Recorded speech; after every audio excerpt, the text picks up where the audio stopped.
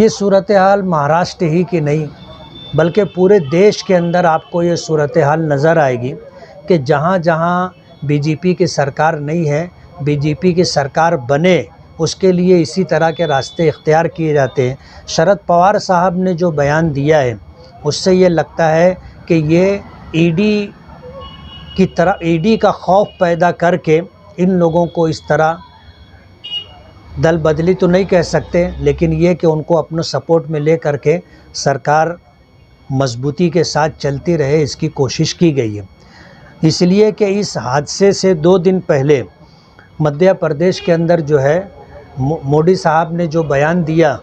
कि एनसीपी जो है 70,000 करोड़ रुपए का भ्रष्टाचार करने वाली पार्टी है और उसमें कोऑपरेटिव बैंक है और इसी तरह जो है शुगर मिल है या गैर कानूनी जो है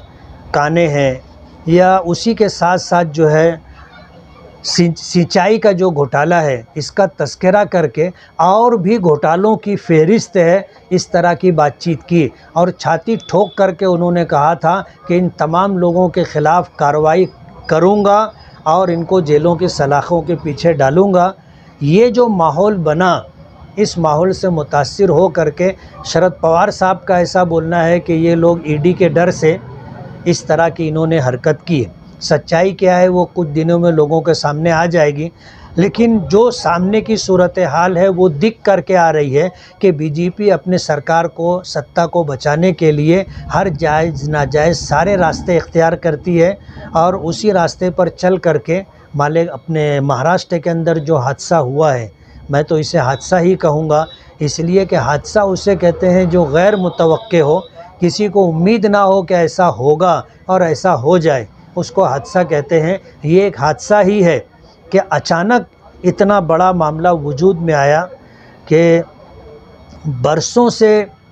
साल भर हो गया था, तमाम जो है कैबिनेट मिनिस्ट्री कहो, स्टेट मिनिस्ट्री कहो, उसको रोक करके रखा गया था और जो लोग सरकार चला रहे थे उसमें जो पार्टी में शामिल लोग थे सभी को मिनिस्ट्री की उम्मीद थी, उनको नहीं दिया जा रहा था। और उसी के साथ जो है एमएलसी, जो 12 एमएलसी बनने वाले हैं वो एमएलसी का भी जो है नियुक्ति रुकी हुई है। ये सारा काम बहुत प्लानिंग के साथ किया जा रहा है, ऐसा दिख करके आता है। इसलिए ये जो हादसा हुआ है महाराष्ट्र के अंदर ये गैर मुतवक्के नहीं है मेरे लिए, इसलिए कि बीजेपी अपने सरकार को, अपनी सत्ता को बचाने के लिए यही खेल पूरे देश भर में कर रही है।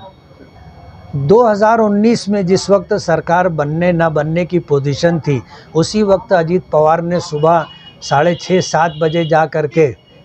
उन्होंने शपथ ले करके ये बता दिया था कि उनको बीजेपी के साथ जाने में कोई दिक्कत नहीं। और अभी उन्होंने जो बयान दिया है वो ये कहा कि पॉलिसी के इख्तिलाफ़ के बावजूद अगर हम शिवसेना के साथ महाविकास अघाड़ी बना करके रह सकते हैं तो हम बीजेपी के साथ भी जा सकते हैं। तो इसलिए जो है अजीत दादा पवार के मुतालिक सफाई में तो मैं कुछ कह नहीं सकता, लेकिन हालात बताते हैं कि बीजेपी में जाना उनके प्रोग्राम में था। मालेगांव में एनसीपी का तो कोई ख़ास असर है नहीं और अभी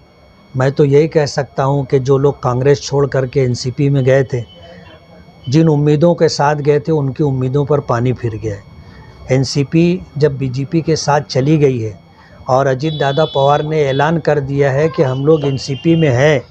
और एनसीपी का जो सिंबल है उसी पर हम आगे बीजेपी और शिवसेना के साथ, शिंदे ग्रुप के साथ मिल करके इलेक्शन लड़ेंगे। तो जो मकामी एनसीपी के लोग हैं, मैं उनके लिए तो यही कह सकता हूं कि आज उनकी सूरत हाल ऐसी है कि शुरू कीजिए इमाम साहब, बड़ी मैयत है।